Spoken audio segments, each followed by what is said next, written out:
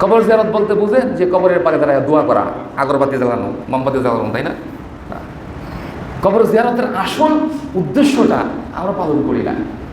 কবরের পাশে দাঁড়ায় আমি চিন্তা করব, ভাববো যে এই জায়গাটাতে আমাকে যেতে হবে।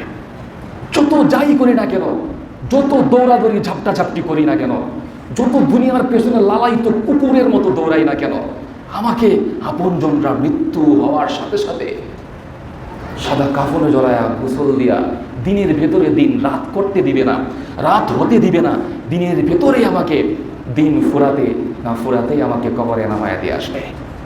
আমার জায়গা এটা। বাবা যেমন গেছে, মা যেমন গেছে, আমাকেও যেতে হবে।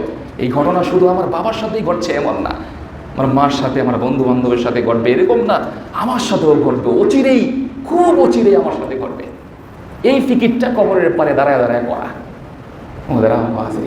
কিন্তু আমাদেরকে দেখলে মনে হয় না, কবর জিয়ারত যখন করি, কবরের পারে যখন যাই, মাকে বাবাকে যখন কবরস্থ করি, আমাদের চেহারা দেখলে মনে হয় না যে আমাদের ভেতরে এই ভাবনা চলতেছে।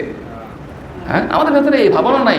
হুজুর দোয়া করবে, ফাটায়া দোয়া করেন, একদম ভালো করে ভুল হইতেছে কিনা দেখতে হবে, ঠিক মতো করতেছে কিনা বুঝতে হবে, আমার নামটা বারবার বলছে কিনা দেখতে হবে। মোহতারাম হাজিরিন, কবর জিয়ারত তো ছিল ওইটা। আমি ফিকির করবো, বলে কি করবো? ফিকির করবো, আমারও যেতে হবে।